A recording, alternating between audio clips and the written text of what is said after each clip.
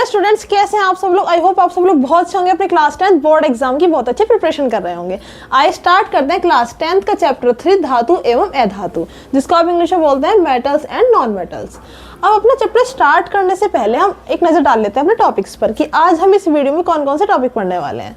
तो हमारा first topic है तत्व, जिसको आप बोलते हैं एलिमेंट्स।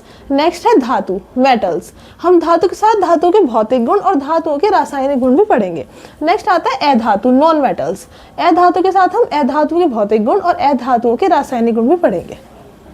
चलिए स्टार्ट करते हैं हमारा फर्स्ट टॉपिक, तत्व, एलिमेंट्स।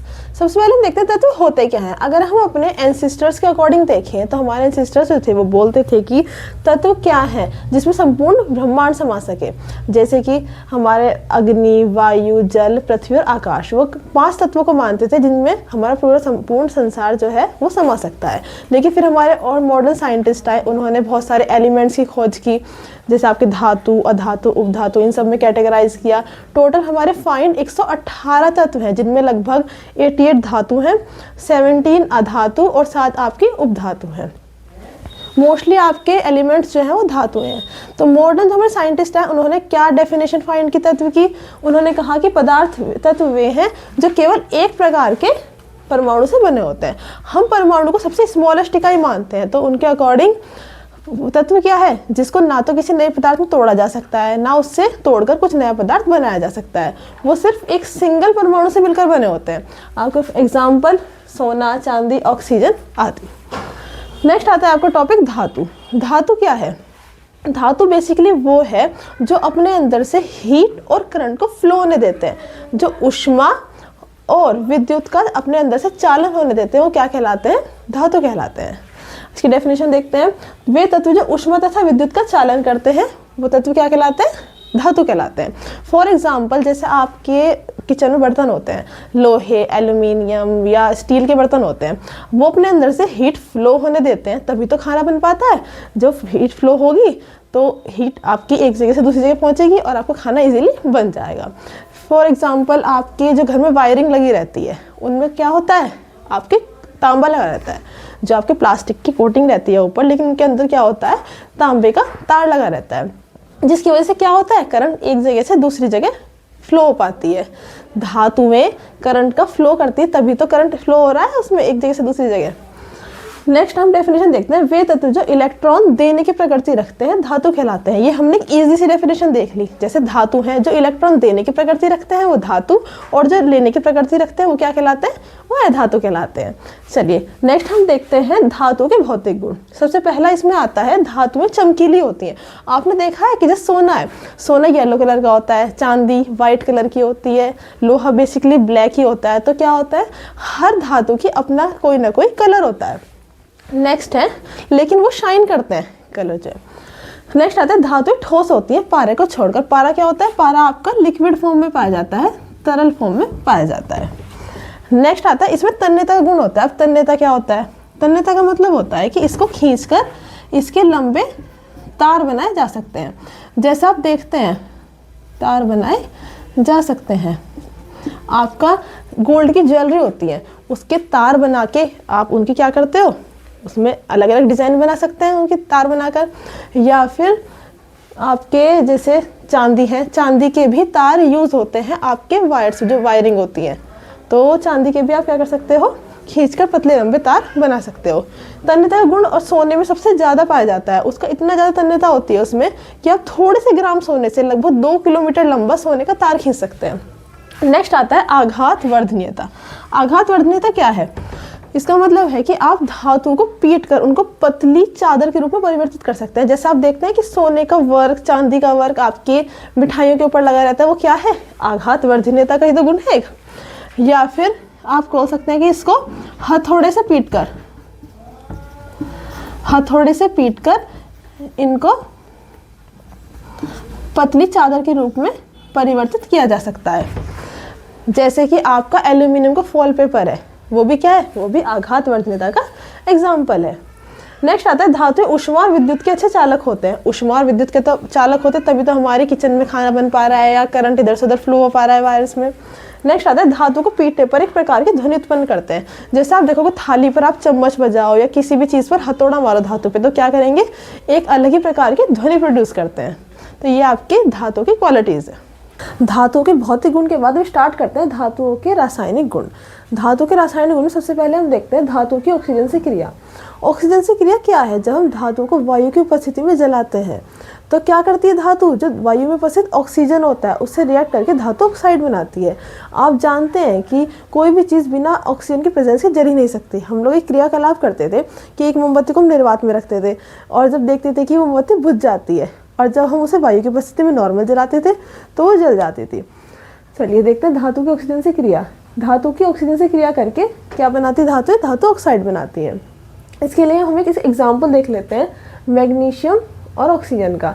जब मैग्नीशियम की ऑक्सीजन के साथ क्रिया करते हैं या उसका दहन करते हैं तो क्या बनता है, हमें मैग्नीशियम ऑक्साइड प्राप्त होता है। अब ये जो आपकी रिएक्शन है ये वैलेंस नहीं, इसको वैलेंस कर लेते हैं। इधर ऑक्सीजन कितने मॉलिक्यूल हैं, 2, और इधर कितना है, 1, तो हम यहाँ पे 2 लगा देंगे।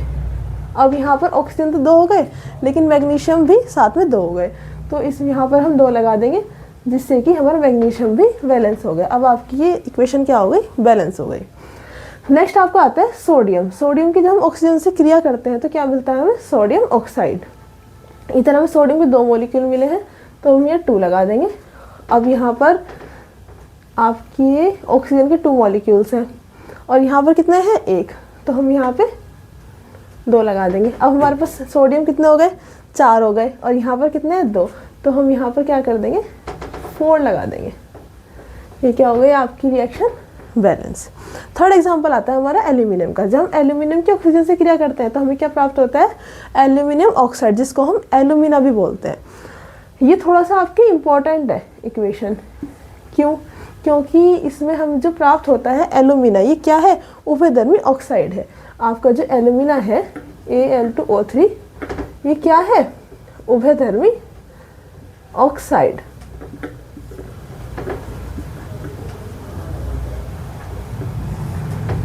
अब आप सोचेंगे कि उभयधर्मी ऑक्साइड क्या होता है। उभयधर्मी ऑक्साइड वो होता है जिसमें थोड़े थोड़े से अम्ल के गुण होते हैं, थोड़े थोड़े से क्षार के गुण होते हैं, उसे क्या कहते हैं हम, उभयधर्मी ऑक्साइड। अब इसको बैलेंस कर लेते हैं। इधर एल्यूमिनियम कितने मॉलिक्यूल है, 2, और इधर कितना है, 1, तो हम यहाँ पे 2 लगा देंगे।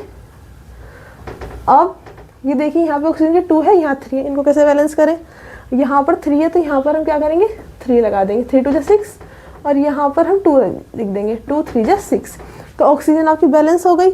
अब यहाँ पे एल्यूमिनियम कितना हो गया, 2 2 4, तो हम एल्यूमिनियम को भी 4 कर देंगे, यहाँ पे 4 Al। नेक्स्ट आती है आपकी धातु की तनु अम्लों से क्रिया। तनु अम्ल से क्रिया करके धातु क्या करती हैं, धातु तनु अम्ल से क्रिया करके धातु लवण बनाती है और साथ में हाइड्रोजन गैस प्रोड्यूस करती हैं। इसका एक एग्जाम्पल देख लेते हैं सोडियम का। जब सोडियम की HCl से क्रिया करते हैं तो क्या होता है, हमें सोडियम क्लोराइड प्राप्त होता है और साथ में हाइड्रोजन गैस मुक्त होती है। सोडियम क्लोराइड क्या है, एक लवण है, क्यों, क्योंकि इसमें Na पॉजिटिव है और क्लोरीन क्या है, नेगेटिव है, और पॉजिटिव और नेगेटिव से मिले क्या बनता है, लवण। आपका नमक का भी यही फॉर्मूला है, NaCl। नेक्स्ट आपको एग्जाम्पल आता है फेरिक।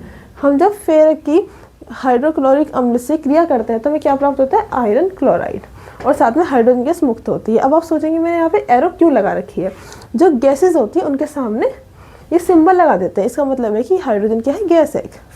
चलिए हमारा नेक्स्ट पॉइंट आता है धातु की जल से अभिक्रिया। क्या होता है, जब धातुएं जल से रिएक्ट करती हैं, धातुएं जल से रिएक्ट करके धातु हाइड्रोक्साइड बनाती हैं और साथ में हाइड्रोजन गैस देती हैं। अब इसका एक हम एग्जांपल देख लेते हैं। जैसे सोडियम है, सोडियम क्या करता है, जब जल से अभिक्रिया करता है तो क्या बनाता है, सोडियम हाइड्रोक्साइड और साथ में हाइड्रोजन गैस देता है। नेक्स्ट है आपका आयरन। जब आयरन आपकी जल से अभिक्रिया करता है तो क्या बनाता है, आयरन हाइड्रोक्साइड और साथ में हाइड्रोजन गैस देता है। ये क्वेश्चन आपके एग्जाम में किस तरह से आते हैं, आप एग्जाम पूछेंगे क्या होता है जब सोडियम जल से रिएक्ट करता है, तो आप इसमें इक्वेशन लिखेंगे कि सोडियम जल से रिएक्ट करके सोडियम हाइड्रोक्साइड बनाता है। नेक्स्ट आपको आता है टॉपिक हमारा अधातु। अधातुएं क्या होती हैं, अधातुएं मोस्टली धातुओं के अपोजिट होती हैं। जैसे धातु थी वो क्या करती थी, ऊष्मा और विद्युत का चालन करती थी। अब अधातुएं क्या है, जो ऊष्मा और विद्युत का चालन नहीं करते, वो अधातु कहलाते हैं। जैसे वहाँ हमने एक इजी सी डेफिनेशन पढ़ी थी धातु की, कि वे धातु वे तत्व हैं जो इलेक्ट्रॉन देकर धनायन बनाते हैं, धातु कहलाते हैं। अब अधातु क्या है, जो इलेक्ट्रॉन ग्रहण करके ऋणायन बनाते हैं, वो अधातु कहलाते हैं। चलिए इससे कुछ एग्जांपल्स हैं, कार्बन, नाइट्रोजन, सल्फर आदि। जो आपकी अधातुएं हैं लगभग ज्ञात है 22 धातु है उनमें से क्या है 6 तो अक्रिय गैसी हैं और बाकी क्या है सॉलिड, लिक्विड, गैस तीनों फॉर्म में पाए जाते हैं अधातु।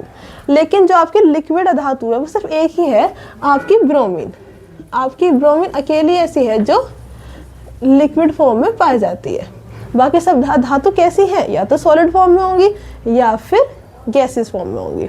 अब अभी देखिए आपकी मोस्टली जो अधातु हैं वो गैसेस फॉर्म में है, तो क्या होगा अगर गैसेस में करंट फ्लो होने लग गया तो क्या होगा, आपको आते जाते करंट फील होएगा।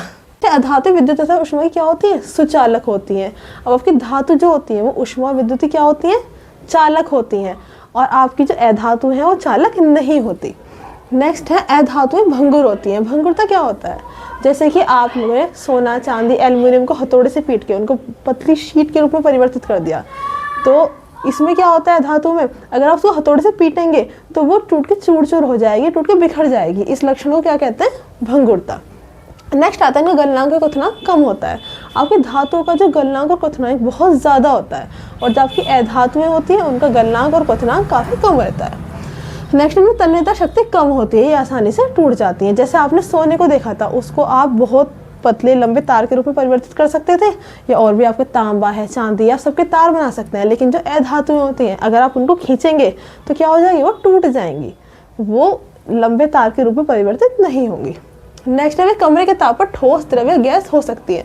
अधातु में आपकी तीनों स्टेट में पाई जाती हैं, लेकिन आपकी जो द्रव में सिर्फ एक ही अधातु पाई जाती है वो है आपकी ब्रोमीन। बाकी क्या होती हैं धातु मोस्टली ठोस या गैसीय स्टेट में पाई जाती हैं। आपके टोटल 22 धातु हैं, उसमें से 6 तो आपकी अक्रिय गैसें ही हैं, बाकी आपकी ठोस है और एक आपकी द्रव है। नेक्स्ट अधातुएं अध्वनिक होती हैं। जैसे आप धातु को हथौड़े से पीटो तो उनमें आवाज़ आएगी, या आप थाली लो कोई चम्मच से ही उसको पीटो तो उसमें आवाज़ आएगी, लेकिन अधातुएं क्या होती हैं, आवाज़ नहीं करती, अध्वनिक होती हैं। नेक्स्ट आता है अधातु के रासायनिक गुण, chemical properties of non metal. सबसे पहले देखते हैं अधातु की ऑक्सीजन के साथ अभिक्रिया। अधातु क्या होती हैं, अगर उनको आप ऑक्सीजन से क्रिया कराएं तो क्या देंगी, वो उसके ऑक्साइड देती हैं। जैसे कि आपको कार्बन है, कार्बन की ऑक्सीजन से आपने क्रिया कराई तो क्या प्राप्त हुआ, कार्बन डाइऑक्साइड। नेक्स्ट है अधातु की जल से क्रिया। अधातु क्या होती है, बेसिकली जल से क्रिया नहीं करती। अगर आप इसकी जल के साथ रिएक्ट करो तो कोई रिएक्शन आपको नहीं देंगे। फिर नेक्स्ट पॉइंट आता है अधातु की क्लोरीन से अभिक्रिया। जब अधातु क्लोरीन से अभिक्रिया करते हैं तो क्या होता है, अधातु क्लोरीन से अभिक्रिया करके क्या देती है, क्लोराइड बनाती है। जैसे कि आपने यहाँ पे फास्फोरस की क्लोरीन से अभिक्रिया करी तो आपको क्या प्राप्त हुआ, फास्फोरस ट्राइक्लोराइड। नेक्स्ट है अधातुओं की हाइड्रोजन से अभिक्रिया। जब अधातुएं हाइड्रोजन से क्रिया करती है तो आपको क्या प्राप्त होता है, उसका हाइड्राइड प्राप्त होता है। हाइड्राइड क्या होता है, हाइड्राइड वो होता है जब कोई अधातु डायरेक्टली कि हाइड्रोजन से बंध बनाती है, डायरेक्टली जुड़ी रहती है, उसे क्या बोलते हैं, हाइड्राइड। जैसे कि हमने यहाँ पर नाइट्रोजन की हाइड्रोजन से रिएक्ट कराया तो हमें क्या प्राप्त हुआ, अमोनिया। अब अमोनिया में हाइड्रोजन नाइट्रोजन से डायरेक्टली बॉन्ड है तो ये क्या है, हाइड्राइड है। नेक्स्ट है जब हमने कार्बन की हाइड्रोजन से क्रिया कराई तो हमें क्या प्राप्त हुआ, मेथेन। यहाँ पर भी देखिए हाइड्रोजन कार्बन से डायरेक्टली बॉन्ड है।